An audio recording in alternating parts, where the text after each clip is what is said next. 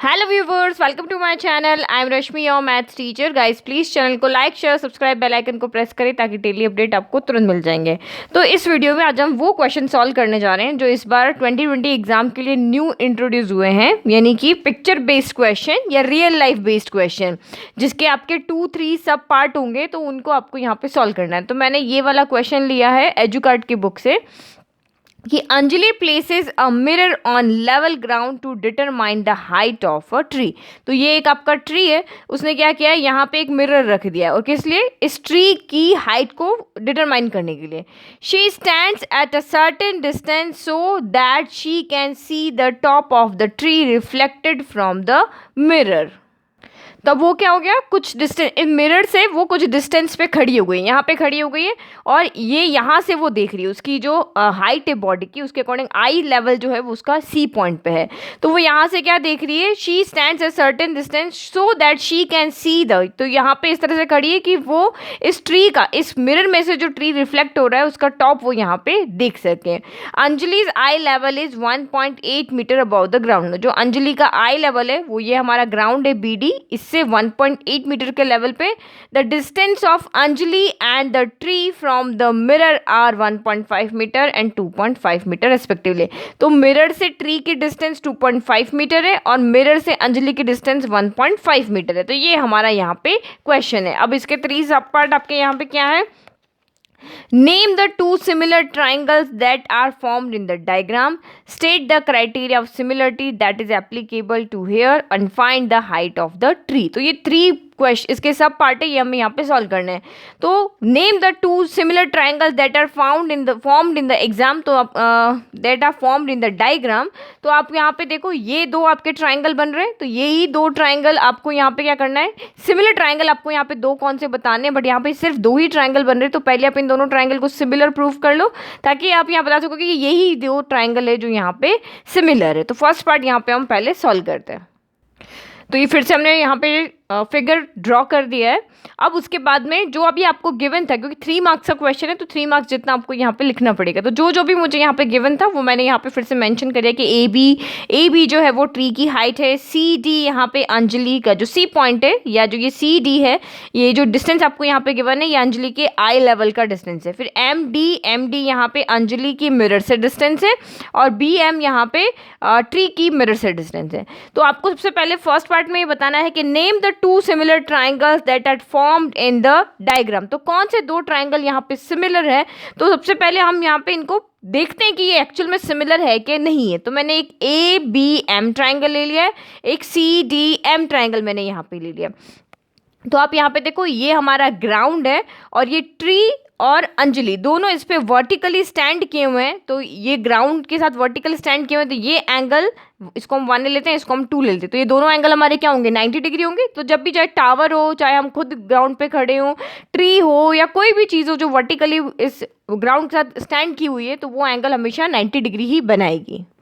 Okay, तो हमने यहाँ पे लिख दिया कि ये एंगल 1 इक्वल टू एंगल 2 दोनों ही 90 डिग्री है। क्यों? क्योंकि since both the tree and the Anjali stands vertically with the ground. फिर हमें एक और चाहिए, जो भी आपकी सिमिलरिटी के यहाँ पे क्राइटेरिया है वो आपको सारे याद होने चाहिए, कौन कौन सी सिमिलरिटी यहाँ पे लग सकती है। तो क्योंकि मेरा एक एंगल यहाँ पे इक्वल आ गया है, तो मैं अगर एक और एंगल यहाँ पे इक्वल लेके आ जाऊंगी तो मेरा यहाँ पे क्या हो जाएगा, बाय एंगल क्राइटेरिया से दोनों ट्राइंगल सिमिलर हो जाएंगे।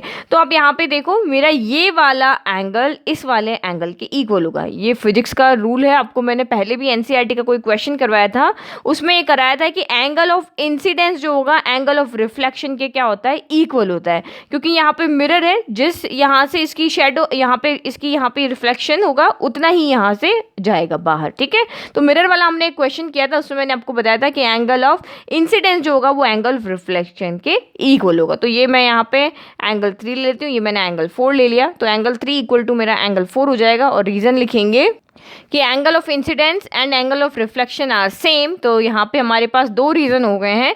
तो by angle criteria of similarity से triangle ABM is similar to triangle CDM। तो हमारे जो 2 ट्राइंगल है वो कौन से हो गए, triangle ABM and triangle CDM यहाँ पे हो गया। तो आप यहाँ पे फर्स्ट का आंसर लिखोगे, so triangle ABM and triangle CDM are two similar similar triangles that formed in the diagram. Now next second part. तो सेकेंड पार्ट में आपको यहाँ पे पूछा गया है कि state the criteria of similarity that is applicable to here. तो यहाँ पे आपकी जो भी आपने क्राइटेरिया ऑफ सिमिलरिटी यूज किया है उसका स्टेटमेंट आपको यहाँ पे लिखना है. तो हमने यहाँ पे angle criteria of similarity use किया था. तो आपको एंगल क्राइटेरिया ऑफ सिमिलरिटी क्या होती है, कब दो ट्राइंगल कब एंगल क्राइटेरिया से सिमिलर होते हैं, वो स्टेटमेंट आपको यहाँ पे लिख के बताना है. तो स्टेटमेंट है if two angles of one triangle are respectively equal to two angles of another triangle then the two triangles are similar. तो यही हमारी एंगल क्राइटेरिया ऑफ सिमिलरिटी है. यानी कि इस ट्राइंगल के दो एंगल इस ट्राइंगल के दो एंगल के इक्वल हैं तो वो दोनों triangle angle criteria of similarity से आपके क्या हो जाएंगे, सिमिलर हो जाएंगे. फिर थर्ड पार्ट आपको यहाँ पे find the height of the tree. तो हमें यहाँ पे इस ट्री की हाइट फाइंड करनी है. तो दो ट्राइंगल है, दोनों ट्राइंगल सिमिलर है और हमें पता है कि किन्हीं भी दो सिमिलर ट्राइंगल के साइड का रेशियो इक्वल होता है. तो क्योंकि सिमिलर तो हम पहले से प्रूव कर चुके हैं, अब आप यहाँ पे साइड के रेशियो देख के और बता दो कि ट्री की हाइट यहाँ पे क्या होगी. तो since triangle ABM is similar to triangle CDM, तो अब आप यहाँ पे देखो कैसे साइड्स का रेशियो लोगे. तो एंगल 1 आपका एंगल 2 के इक्वल था, तो एंगल 1 के जस्ट सामने आपकी साइड है साइड AM. तो यहाँ पे लिखेंगे AM और एंगल 2 के जस्ट सामने वाली साइड है आपकी यहाँ पे CM. ओके. फिर एंगल 3 के जस्ट सामने वाली साइड है आपकी ट्री ऑफ हाइट यानी AB और एंगल 4 के जस्ट सामने वाली साइड है आपकी यहाँ पे CD. और फिर लास्ट हमारा यहाँ पे बच गया है, दोनों का बेस बच गया है. तो इसका बेस है हमारा BM और इसका बेस है हमारा यहाँ पे MT. तो इस तरह से आपको साइड का रेशियो लेना है, ऐसे ही नहीं लेना है, उसका लॉजिक है उसी लॉजिक से लेना है. अब आप यहाँ पे देखो AM तो हमें फाइंड करना है, तो हम तीन में से जिस की वैल्यू हमें पता है वो लिख लेते हैं. तो ट्री की हाइट हमें फाइंड करनी, तो ये रेशियो तो हमें लेना ही पड़ेगा यहाँ पे.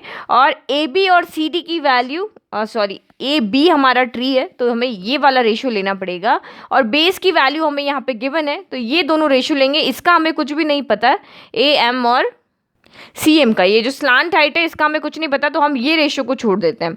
तो AB यहाँ पे हमें AB फाइंड करना है, तो AB को हम AB ही रहने देते हैं. CD तो CD हमें यहाँ पे गिवन है 1.8, तो आप यहाँ पे पुट कर लो 1.8. फिर इक्वल टू BM, तो BM आपका यहाँ पे है 2.5 और MD तो MD है यहाँ पे हमारा 1.5. तो ये चार में से ये एक ही वेरिएबल है, क्रॉस मल्टीपल करके सॉल्व हो जाएगा.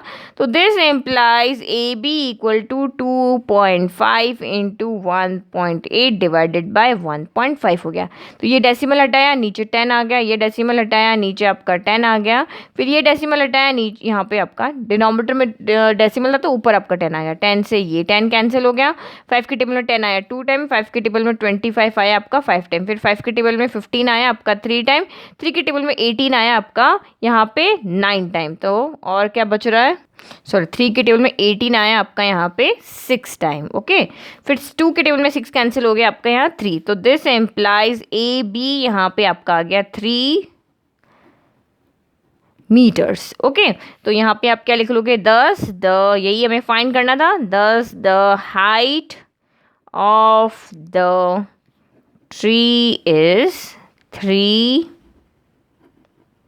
मीटर्स. ओके. तो आई होप आपको ये क्वेश्चन अच्छे से समझ में आया, तीनों पॉइंट आपको अच्छे से समझ में आया. अभी भी अगर कोई डाउट है तो प्लीज़ कमेंट बॉक्स में कमेंट करें. अगर आपको यहाँ पे कोई भी दो ट्रायंगल पूछा है तो आपको उसको पहले सिमिलर करना है, डायरेक्ट नहीं राइट करना है, क्योंकि 3 मार्क्स का क्वेश्चन है. तो ईच स्टेप के यहाँ पे जो भी उसके 3 सब पार्ट है, तीनों ही सब पार्ट एक मार्क के हैं. तो इतना लिखोगे तभी आपको यहाँ पे 1 मार्क मिलेगा. तो यहाँ पे इसी तरह से आपको क्वेश्चन को सॉल्व करने पे पूरे मार्क्स मिलेंगे. और आपको यहाँ पे सेक्शन B और यहाँ सेक्शन C, सेक्शन D या सेक्शन B और C में आपको इसी तरह के 2 क्वेश्चन मिलेंगे. सेक्शन B में आपको 2 सब पार्ट वाले मिलेंगे, सेक्शन C में आपको यहाँ पे 3 सब पार्ट वाले क्वेश्चन मिलेंगे. तो 2 क्वेश्चन इस तरह के पिक्चर बेस्ड कंपल्सरी आपके यहाँ पे आएंगे. Thank you.